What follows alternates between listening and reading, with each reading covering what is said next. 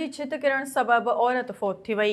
SS news जे reporter Adnan Haidar लुंड मूजिब टंडो मस्ती भरसा कोलाब झील में बरसातुनि सबब ज़बून थींदड़ घर जी छित किरी पई, जंहिं जे नतीजे में बेवा औरत पठाणी जखड़ मौके ते ई दबिजी फौत थी वई। दबिजी फौत थियल बेवा औरत जो लाश सिविल अस्पताल खैरपुर मुंतकिल कयो वियो। मलकानी शरीफ वेझो MMD पुराण घारे जो ॿधल काठिन जो ॼार मुकमल किरण खां पोइ ॿीहर लुढ़ी वियो। आबपाशी खाते जे वज़ीर ॼाम ख़ान शोरो ऐं रेन एमरजेंसी बदीन जे फोकल पर्सन सूबाई वज़ीर अरबाब लुत्फुल्ला जी हिदायतुनि बावजूद आबपाशी अमलदार घारे खे बंदि करण में नाकाम थी विया आहिनि। SS न्यूज़ जे रिपोर्टर विशाल रबारी मूजिब घारो 7 ॾींहं बि बंदि न थी सघियो। केतिरा ई वधीक ॻोठ ॿोड़ींदे पाणी ॿियनि इलाइक़नि ॾांहुं वधी रहियो आहे। पुराण घारे जे पाणी यूनियन काउंसिल मलकानी शरीफ, समंद सरकार, देह बंगार ऐं देह मेहराब चांडियो जा अटकल 100 ॻोठ पाणी जी लपेट में आणे छॾिया।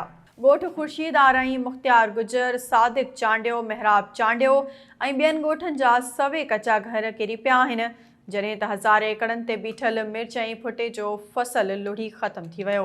ॻोठाणनि तारिक महमूद आरई, फयाज़ शाह राशदी, मेघराज रिबारी ऐं ॿियनि SS न्यूज़ खे ॿुधायो त सिंध हुकूमत ऐं आबपाशी खातो हथ सां सिम नालनि ऐं शाख़ुनि खे घारा हणी इलाइक़े खे ॿोड़े बिल ठाहे करोड़े रुपयनि जी करप्शन करण में मसरूफ़ आहे।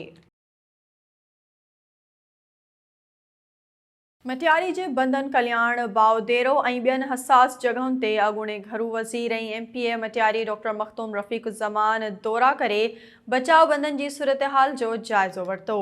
SS न्यूज़ जे रिपोर्टर ज़हीर अहमद मूजिब अॻूणो घरू वज़ीर ऐं MPA मटियारी डॉक्टर मखदूम रफ़ीक़ुज़्ज़मान खंडू, कलियार, शहूक, सेखाट ऐं बावदेरो समेत मटियारी बचाव बंदनि जो मुआइनो कयो।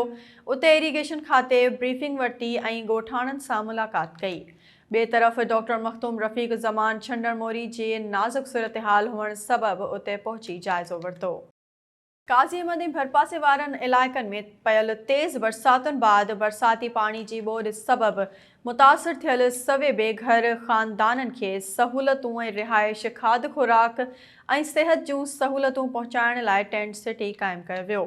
SS न्यूज़ जे रिपोर्टर जावेद अली सियाल मूजिब डिप्टी कमिश्नर शहीद बेनज़ीराबाद आमिर हुसैन पंवहर जी हिदायतुनि बाद पाक फ़ौज जे जवाननि जी मदद सां रेवेन्यू खाते जे मुख्तियारकार शाहमुराद तुनियो काज़ी अहमद बाईपास ते टेंट सिटी क़ाइमु कई वई आहे। उन हवाले सां मुख्तियारकार काज़ी अहमद ॿुधायो त पहिरें मरहले में 60 टेंट लॻाया विया आहिनि। 200 टेंट लॻाए मिसाली टेंट सिटी क़ाइमु कंदासीं।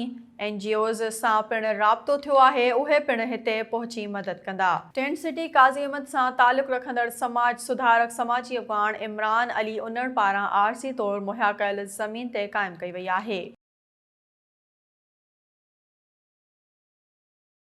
मातली पुलिस कार्रवाई करे बारण पुलिस पोस्ट ते चेकिंग दौरान हिकु ट्रक मां 69 अदद कट्टा, सोपारी जो चूरो ऐं 20 अदद पेतियूं हथ करे हिकु जवाबदार खे गिरफ़्तार करे वरितो।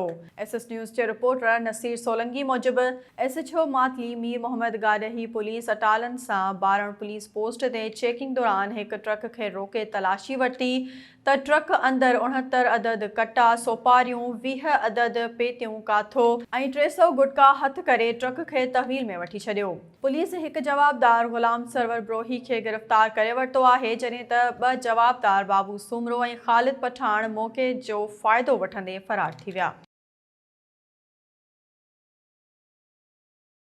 बाहू खोसो जा केतिरा ई ॻोठ बरसाती पाणी हेठि, हज़ारे माण्हू बेयारो मददगार बणियल संदनि का वाहुर न थी सघी। SS न्यूज़ जे रिपोर्टर अली अकबर निदवाणी मूजिब बाहू खोसो भरिसां सिंध बलोचिस्तान जे सरहदी पट्टी बाहू खोसो आडी 44 जा सवे ॻोठ बरसाती पाणी में ॿुॾल आहिनि, जिन जो ज़मीनी राब्तो ठुल ऐं जैकमाबाद सां कटिजी वियो आहे। मुख़्तलिफ़ रोडनि ते हथरादू कट लॻाए रोडनि खे बंदि कयो वियो आहे, जंहिं करे रहवासियुनि खे परेशानी थी रही आहे। ॻोठ मोहम्मद बख्श निंदवाणी, ॻोठ हज़ार ख़ान निंदवाणी, ॻोठ मोहम्मद शरीफ निंदवाणी ऐं ॻोठ शहदाद ख़ान निंदवाणी जा सवे घर ड्रही पट थी पिया आहिनि, जंहिं सबबि ॻोठाणा खुलियल आसमान हेठि वेठल आहिनि। बरसाति मुतासिरनि चयो आहे त MPA UC चेयरमैन मुख्तियारकार ठुल ऐं असिस्टेंट कमिश्नर मनपसंद माण्हुनि खे राशन ॾेई रहिया आहिनि। रुकनबुड़ा में GDA जे सूबाई अॻवान रईस अकबर ख़ान मरी पारां मरी हाउस ते मुख़्तलिफ़ ॻोठनि खां आयल 1000 बरसात मुतासरनि में राशनी टेंट विरहाया विया। SS न्यूज़ जे रिपोर्टर जान मोहम्मद अबड़ो मूजिबि रईस अकबर मरी सहाफ़ियुनि सां ॻाल्हाईंदे चयो त कंहिं बि चूंडियल नुमाइंदे तोड़े ज़िले इंतिज़ामिया तक जी आवाम जी का बि मदद नाहे कई। हुननि चयो त पूरे तालके जी आबादी 1,50,000 खां वधीक आहे।